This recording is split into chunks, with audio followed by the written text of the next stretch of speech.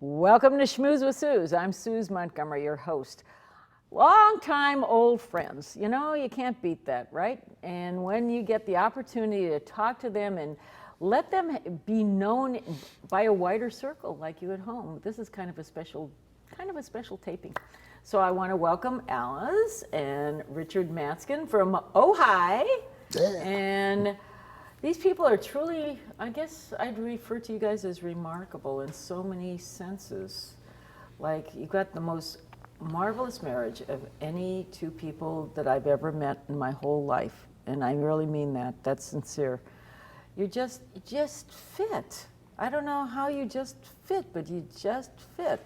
How do you make this? It's my favorite marriage, too. Well, how did you meet? I never have asked you that. How'd you meet? Well, I'd been single for 10 years, and at that point, and I went to have dinner with a friend of mine, and Richard was sharing a house with her. And a few days later, we ended up going out, and we sitting in a restaurant for her birthday, and we were sitting next to each other.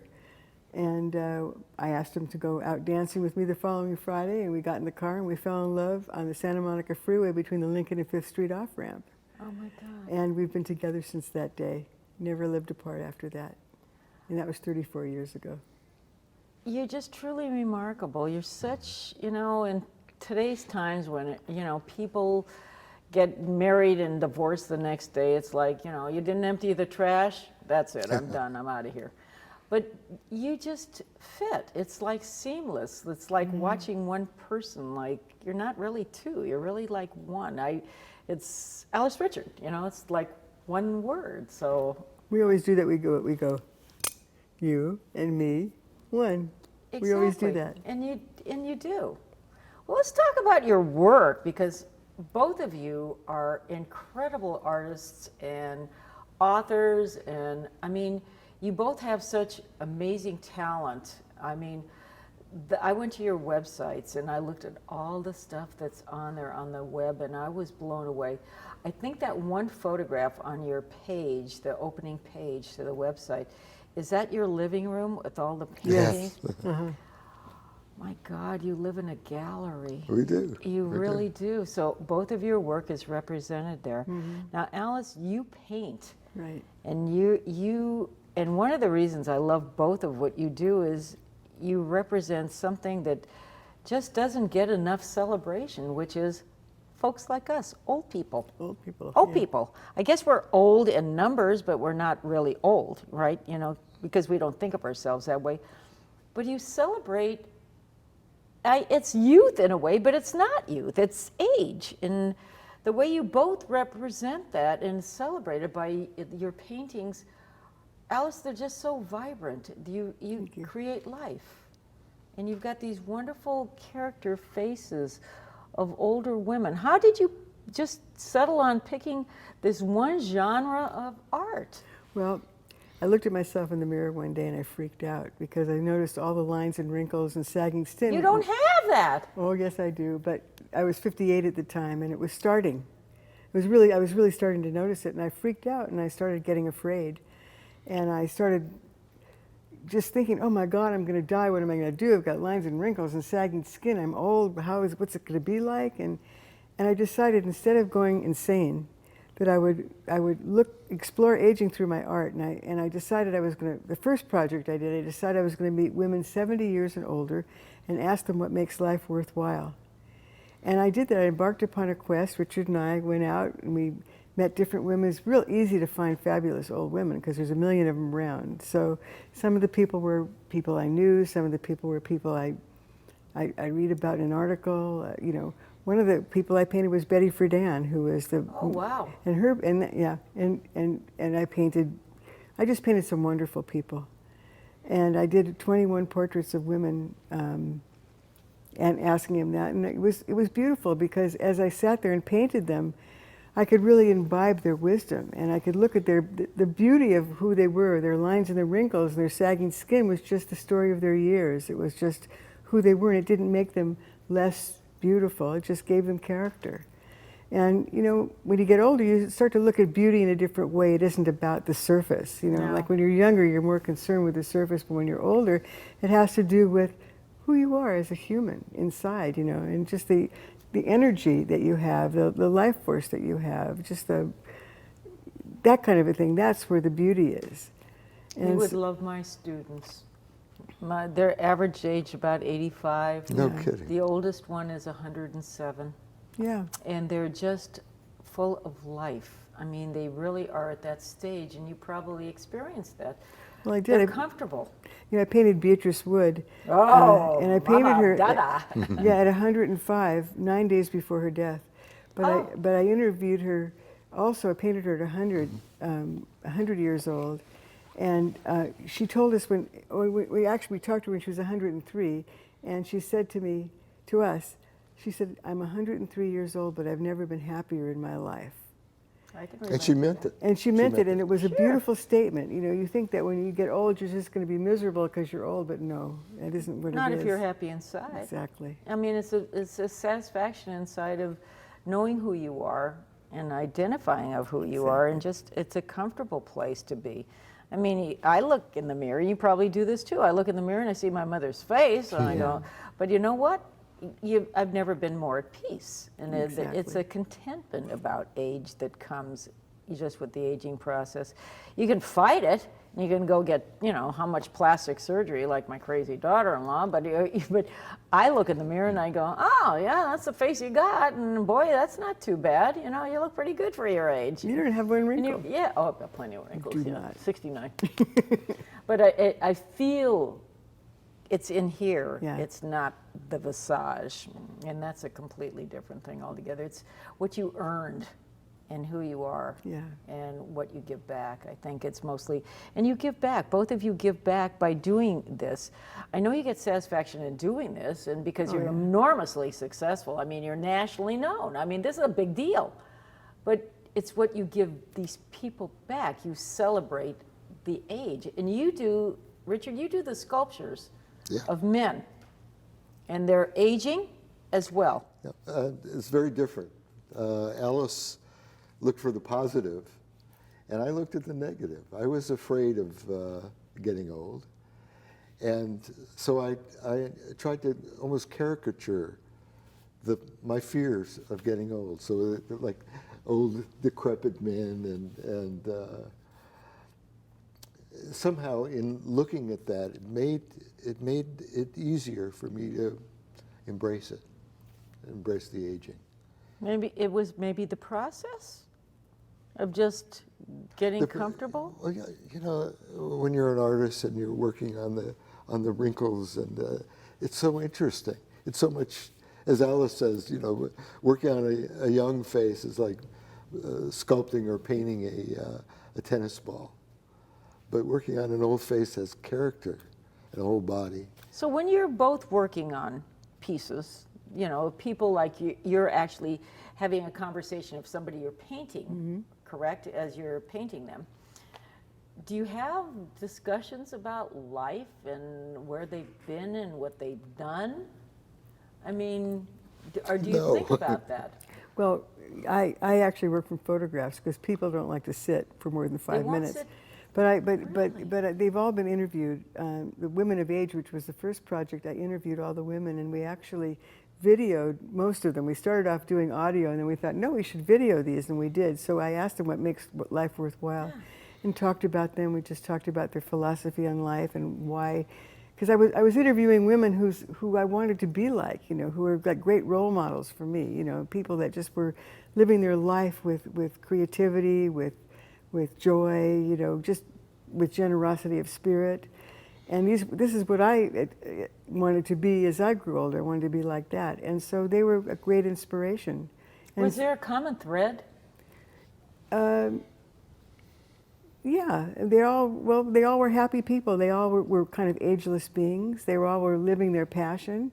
And sometimes their passion was knitting. It didn't really matter what their passion was, but there was something that they felt that they felt good about in life. And none of them were afraid of dying, which was very interesting. They all just, you know, figured then most of them were just living in fact, all of them were living their lives in the moment. And they were just ageless beings, and it was wonderful. And I was so lucky to have met these women. And so when you're sitting at home painting in the studio for hours at a time and you're painting their face and you're thinking about what they've said, you know, it kind of like, you kind of imbibe what they say, you know, and you realize that people who are older are just a volume of great experience, and they have so much to teach and so much to share. And it was just beautiful, you know. When I turned 70, you know, it was like precious. I was so happy, you know. 70 was such a fabulous age to turn. Freedom, yeah. It's a great age to turn, and I feel really grateful for everybody that I've met. It's interesting how that evolves, because I think, you know, you get to a certain stage and you're so much in fear because, you know, well, when you're younger, you don't have a body of experience and you don't have a body of soul. Right. And then when you get, I don't know what the magic number is, and it's probably different for everyone, sure, but you hit this magic number and all of a sudden you go, whoa, wait a minute. You wake up and you go, no big deal, you know. I die tomorrow, no big deal. You know, I've done what I wanted to do. I'm happy with who I am. Mm-hmm. I've created, you know, whatever I've created, whether it's a body of work, it's a piece of art, or maybe writing like you write as well, right? Right. When did you start writing? Actually, we started writing in this book, which is our art. This is actually you got Beatrice some prizes on the outside of that. We won 2 awards on it. These are a big deal. It's a big deal. Yeah. I didn't realize it was that big a deal. Congratulations. We had done all this work for like 15 years of art. And someone says, you ought to write a book. And we said, okay, we'll do that. And we did. And you just sat down and did it. We sat down and did it, sent it off to a publisher. The first publisher we sent it to said, I want to publish it. And you know how miraculous that is? That's crazy. It is beyond crazy. People don't do that. I know people that have written, you know, I consider decent, because I read a lot of people's galleys, and some of them I'm going, but you know, for somebody to accept it the first off, that's pretty amazing. So I think you write with spirit. Knowing the two of you, you write with spirit and soul. Yeah. I mean, it has to be genuine and can't be manufactured. I mean, there's so I read constantly. I'm currently reading 22 books. No. Yeah. Well, how do you keep? It's easy for me. I've got one of those brains that can actually, I can put down a book and I can pick it up in another year from now, and I can tell you exactly. I'm back in it and exactly at that same spot, and I've got a kind of a goofy brain, but you know, and it's comfortable for me. But you know, I'll read just so long, and okay, let's change the genre, and they're all genres pretty much. The only one not interested is probably sci-fi, but everything else, you know, I go through a self-help phase, like a mystery phase, or what. Lately, I've been, you know, I went through all the classics. I mean, I read what was it? Will and Ariel Durant's Age of Civilization. Oh, yeah. It took me 2 years to plow through that baby. That was a long haul, but boy, did I learn. And again, like you, and I know you, that you're both students of life. And your curious nature, and I think that's what keeps us all alive to a certain degree, is just keep on wanting to learn, and the experience of lifelong learning and giving back and doing. And you do a lot. I mean, you know, you guys are like celebrities, and you know, I walk down the street and you know, you kind of light up the sidewalk. Last time I saw you guys do this was probably a year ago. It was probably in an art walk. And you were just walking, we were going one way, you were going the other way, and it was the same thing. It was kind of like, you're just both different. And I'm not meaning to blow up smoke or anything, but you guys are just totally different from any of your contemporaries, and I'm sure you hear that. People aren't like you guys. I don't agree with you. You think people are like you? I think that in terms of our love, yes, we're not the only ones. You're unique. We have a very deep love, but other people do too. I mean, we could name others that are as deeply in love as we are. Then you're very blessed by knowing those people in your life. We choose those. Okay, maybe that's more the point. I mean, John and I go out to dinner and we're sitting there, we're engaged in a conversation. We don't even know there's anybody else in the room. I mean, there's never ending subjects, right? There aren't anyone else Yeah, in the room. exactly. They're all on their Exactly. Yeah, nobody's talking. I mean, that's another thing. The art of conversation's gone. I mean, everybody's on their phones, or what they're doing is checking something on Facebook, or whatever they're doing. But it's interesting because I think we're really, we grew up in a time where conversation was really important, and sharing one's views was really important, and maybe learning was different at that period of time too. And I just see all of this it's just not there anymore, and I get really sad when I see that.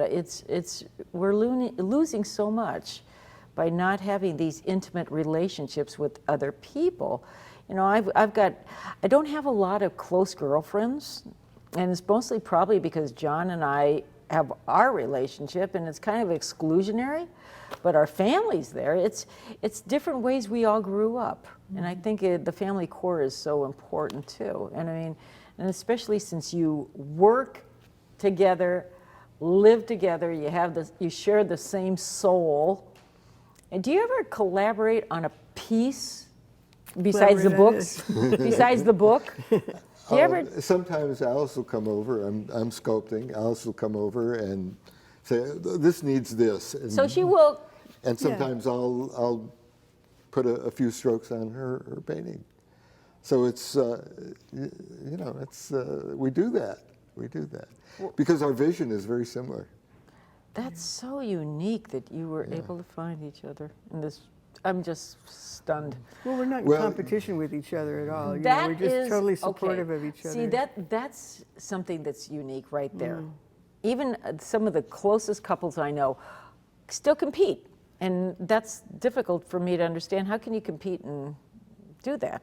I mean, it just doesn't make any sense to me at all. Maybe that's just...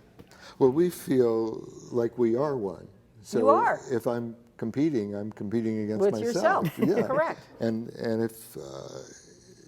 if she wins, I win. Correct. If she's happy, I'm happy. So I try to spoil her. One. He wrote a whole book about our relationship. Let's see the book. Hold up your book. And he just won an award on it. It's not on the book yet, but he just won a Nautilus Award. The Nautilus Award for... Nautilus is a big deal, Richard. It is a big deal, yeah. For... Finish the sentence, Alice. For books that promote spiritual growth, conscious living, and positive social change. And we got a Nautilus on Art of Aging also, and an IPPY. But he won a Nautilus on this, and it is, I have to say, if I can talk about the book. Yeah, I want to hear. I mean, it's about our relationship, and you should talk about the book. It's about our relationship, but it's about love. Yeah. And what I did was I looked back at our relationship and tried to tease out what it was that made it work. And I discovered 39 aspects of love and put those in the form of promises. Promises that you make to yourself, not to your partner, because you're the one that creates the relationship. That's an essential part of the book, is that you, by the depth of your love and the depth of your generosity and caring, can be a catalyst to bring that out in your partner. Mm-hmm. Did you both grow up similarly, or? We were born in the same hospital. We lived in the same neighborhood. We didn't know each other. We probably were at the same places at the same time, except I'm a few years older than he is. Mm-hmm. That's really interesting too. Yeah. And you found yourself here. Right here. Here we are. Yeah, it was meant to be. Oh, it was totally meant to be. And Richard was married 3 times before me. Got it right, Richard. Good job. Good job. I didn't get it right before. Good job this one. Good job on this one. But I'm very grateful to all his other wives because they trained him. Yeah, exactly. They trained him. By the time I got him, he was perfect. I was beat down. He was perfect. That sounds like our family. Yeah. But it's so unique. You just both shine. I mean, and that's sincerity from me. Well, I mean, you're so different. what happened is that we fell in love, and it was like this. And the changes that happened in our life, she picked up her brushes after how many years was it? 21 years I hadn't painted. And so our love created this creativity. I started playing drums again. I started sculpting, and it was the love that was the catalyst for our creativity. You both are, you're so uniquely different. Alice, I noticed on the website too that you've got some like big time, you're in the Smithsonian? I have 2 paintings in the Smithsonian. My God, girl, that's huge. Yeah, one of Beatrice Wood at 100, and one of Betty Friedan, Betty Friedan has been hanging for about 5 years, or 5 or 6 years, in a permanent exhibit there called Search for Justice. How do you get in the Smithsonian?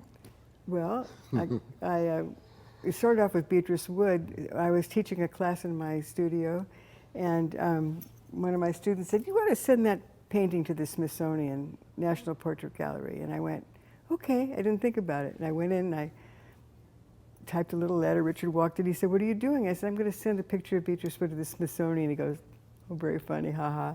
And I said, "Hey, what do I have to learn? What do I have to lose? A stamp, an envelope, Yeah. And so I sent it off, a little 4x6. They weren't sending things digitally then, little 4x6 picture of Beatrice Wood. And about a week later, my students were in the class with me, and the phone rang, and it said, "Hello, this is the curator of the Smithsonian National Portrait Gallery. We love your picture of Beatrice Wood, and we're interested in seeing it."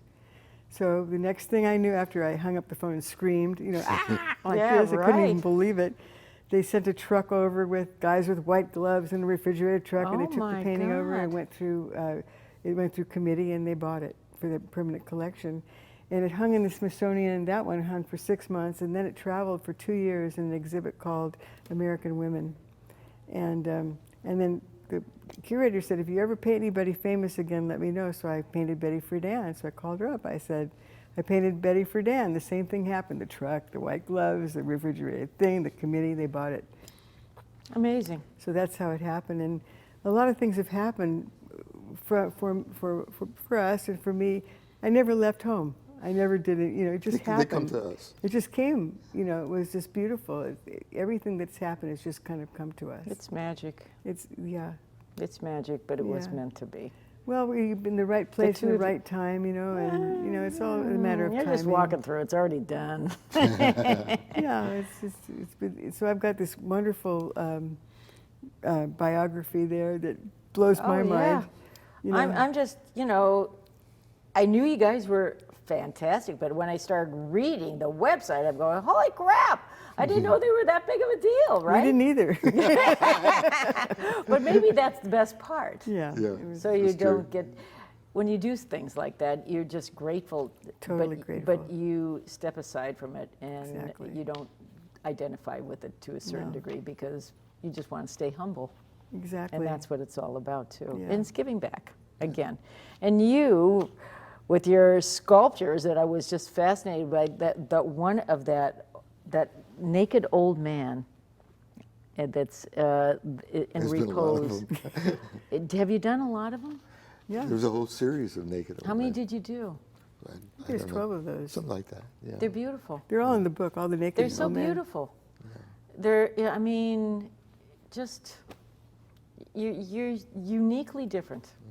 Both of you, and it's just meant to be. I just, I was telling all my friends this week that I was going to be interviewing. I was all excited because I said, I know they're a big deal, but I didn't know they were Not a that big big of a deal. deal. We're not a big deal. But then I realized, like the woman of age, and your work is just beautiful, and the lovers. Those are beautiful. That's another thing. I think it's really important. When people, they see an old couple walking down the street, maybe Don't you holding just love that? hands. Well, you And guys do that all we the time. do it all the time, but people say, "Oh, how cute," but they don't realize that older people are sensual. They're, Yes. and so these sculptures are couples, old couples in loving embrace, and it's shocking to people, but it's the truth. We are we do need touch, and we do enjoy touch. Absolutely. And, yeah. So that's what that series of They were sculptures is about. beautiful. Thank you. Wow, guys. And we think each other is art. We think each other is art beautiful. Yeah. Well, you're each other's biggest fans. Yeah, we are. Well, you're found to. Where can we find your work besides in your lovely living room? Well, Amazon.com has our Okay. books. So we will And find you on that's a place, Amazon.com. Smithsonian. Buy the book, Smithsonian, if you ever get there. National Portrait Gallery. It's a great. I'm going to wait till beautiful- this administration the, bails out before I go there. Oh, I've got a show going, but won't be there. Where? Farmer and the Cook. I just hung Oh, yeah. a little retrospective there. Okay, because Yeah. we go up there to eat. Yeah, yeah. Absolutely. Well, thank you for coming on and making me very happy today. I mean, this is like a dream for me. Oh, I mean, I'm just been so enchanted by you both for all these years. And when the first time I met you, you just had this incandescent thing going on that it was undefinable or indefinable. That's It's so hard nice to- of you to say. No, for people that know me, they know I'm pretty genuine. I mean, I usually tell you how I Yeah. feel. If you don't like it, too bad. But thanks for coming on the show. Thank you for Oh, it's a inviting Thanks us. pleasure. for It was always so being sweet. there. Hey, it's great to see you guys. I miss Good you. to see you. So thanks for joining us. We'll see you next week with some more surprises. And remember, keep your eye on Washington, guys. This is not good. It's going to be changing, I hope. I said 200 days on January 21st, and I still mean it. 25th Amendment. Pay attention. Thanks for being here.